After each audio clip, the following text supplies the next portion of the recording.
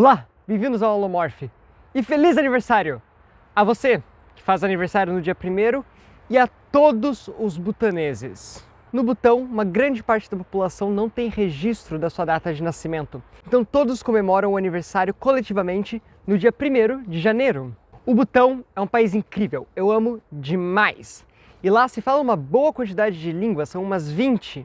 E o oficial, que aqui nós chamamos de butanês, é o Dongka, que é a língua de que nós vamos falar hoje como homenagem a todos os butaneses.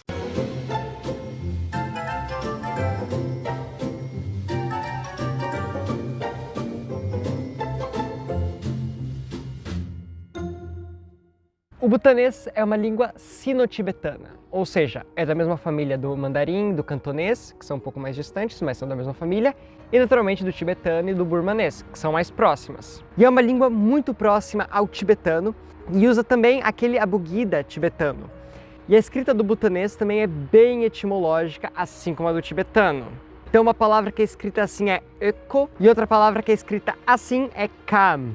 O abugida é um daqueles sistemas de escrita em que a gente meio que monta a letra com as consoantes e as vogais. E também já se usou um outro alfabeto chamado Uchen, mas eu não vou falar muito da escrita aqui nesse vídeo. Mas onde é falado o butanês? Obviamente no Butão. Mas isso nos leva a duas perguntas. Eu disse que havia mais ou menos umas 20 línguas faladas no Butão. Então, em que parte disso entra o butanês, o Dongka? Esse é o mapa linguístico do Butão. E o Butão é ali falado mais a oeste do país. E como língua franca, né, no país todo, como língua oficial, né? E esse mapa aqui vem do livro de onde nós tiramos a maior parte das informações para esse vídeo e também grande parte dos exemplos. Mas onde é que fica o Butão? O Butão fica ali entre a China e a Índia, ali próximo ao Tibete, e dá para entender de onde vem essa língua. E entre as outras línguas do Butão, a maior parte é bem próxima ao butanês, inclusive com algum nível de inteligibilidade mútua, como o siquimês. Todas, junto com as variedades tibetanas modernas, descendentes de um tibetano clássico. Então vamos ver agora mais alguns detalhes da língua em si. E, antes de continuarmos, você pode ajudar o canal a crescer. Isso mesmo, agora você pode se tornar um membro do Alomorph. Dá uma olhada nos níveis que você pode escolher, cada vantagem tem cada nível. Você também vai receber esses selos para mostrar quanto tempo você está ajudando o canal. E você vai poder usar esses emojis exclusivos para cada situação. E um shout-out ao nosso novo membro, João Gabriel. Essa é uma forma muito boa de ajudar o canal a crescer, além, é claro, de curtir, compartilhar, comentar. E se você quiser ajudar, mandar um valeu aí nos comentários. Tudo isso ajuda muito o canal a crescer. Eu falei ajuda muitas vezes, mas é porque ajuda bastante mesmo. Então é isso, clique lá em Seja Membro e considere se tornar um membro do Alomorph. Comecemos então pela fonologia.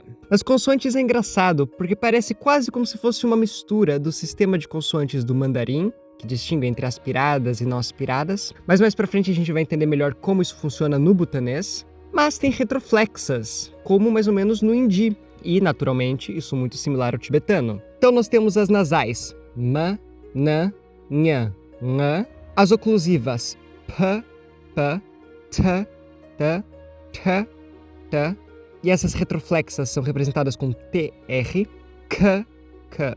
Nas africadas nós temos t e t, ch e ch. Fricativas s, sh.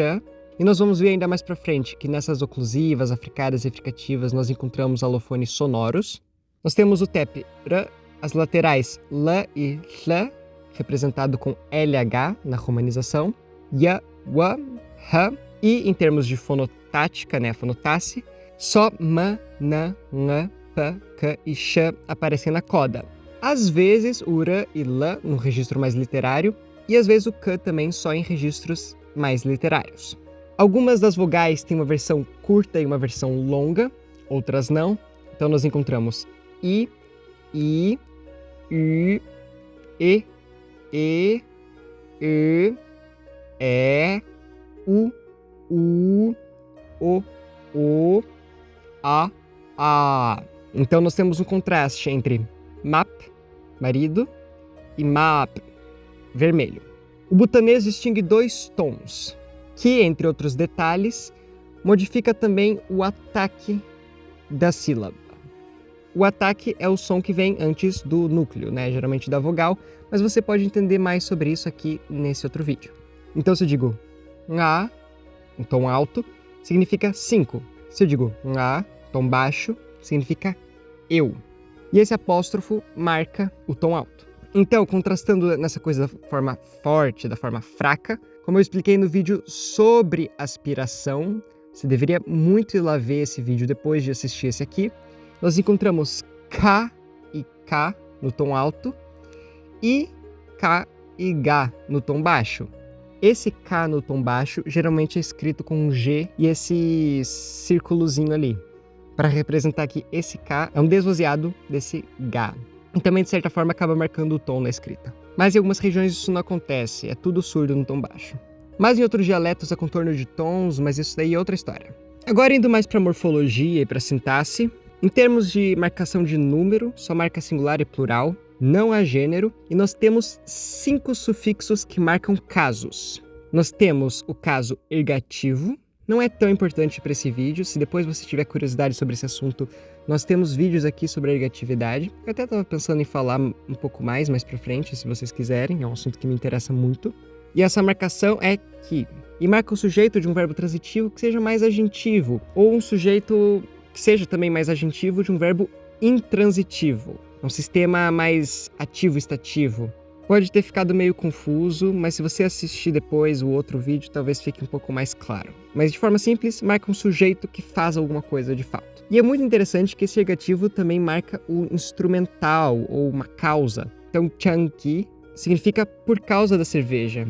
Se eu disser que alguém me molhou com cerveja, eu usaria isso para indicar que foi a cerveja a causa. Então é algo meio agentivo, mesmo que a cerveja não seja algo que tenha feito isso de forma ativa, foi a causa disso. Nós temos o genitivo, que expressa posse, e o sufixo é ki. Sim, coincidentemente é igual ao ergativo. Então se eu digo chimki demi, eu realmente não estou prestando muita atenção nos tons, senão eu vou me embaralhar. E isso significa a chave da casa. E a ordem do possessor e do possuído é invertida. Então é como se tivesse escrito da casa a chave. O dativo tem essa coisa meio de alvo, né? De algo, de uma direção. E também o lugar onde uma atividade acontece, quando é combinado com o locativo, que vai aparecer mais pra frente. Então se eu quero dizer que vou entregar algo ao amigo dele, esse ao amigo dele fica koki charo lu, que esse lu é a marca do dativo, indicando que é ao amigo. E esse kogi é dele, é ele, mas o genitivo. O ablativo é mesmo se distanciando de algo, né? Saindo de uma origem. Então, chimle, esse le, o sufixo ablativo, significa da casa. É a ideia expressa pelo from, do inglês. E nós temos um locativo, né? Um lugar em que algo acontece e também marca um destino em butanês. Então, chimna significa na casa. E é coincidência que a gente use um na também.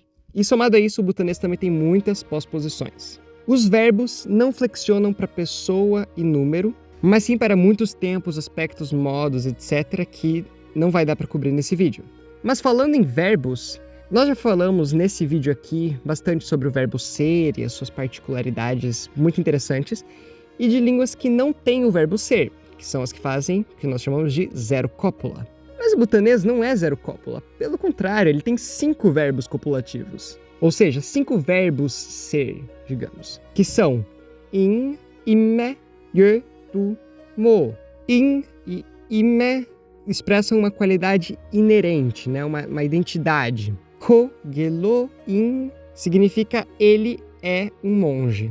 E a gente também aqui vê que o verbo fica no final do butanês. Mas a diferença entre o in e o ime tem a ver com uma coisa chamada evidencialidade, que é uma coisa muito comum nas línguas do mundo. Recomendo que você veja esse vídeo aqui depois também, se quiser saber mais. O in é algo que se sabe mesmo, profundamente, que é sabido. E o ime indica um conhecimento adquirido há pouco tempo. E na realidade, esse ime é feito do in mais o be, que é um sufixo que indica um conhecimento adquirido no geral. É uma espécie de marca de evidencialidade mesmo. Então há uma diferença se eu disser ko gelo in, ele é um monge, e ko gelo ime, que significa ele é um monge, mas eu acabei de ficar sabendo isso. É informação nova. E desculpem os meus tons. E esse be, na verdade, é similar ao sufixo me, que é colocado também no verbo para marcar algo mais de percepção. Então a evidencialidade tem todo um papel muito grande na morfologia do butanês. Daria para ficar horas aqui, como sempre. Já o ye e o do tem uma função mais existencial, né, como o nosso verbo haver. E o português medieval, né, como eu falei no vídeo sobre o galego-português, também usava o verbo ser para esse tipo de construções. Também para passar uma ideia locacional, né, estar em algum lugar. E atributiva, né, então ligando um sujeito com um adjetivo. E a diferença dos dois é a mesma do par anterior. O ye é algo já sabido e o do expressa um conhecimento recém-adquirido.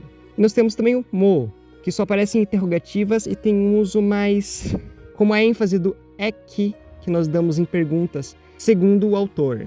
Então, ao invés de perguntar o que ele fez, vamos dizer assim, o que é que ele fez.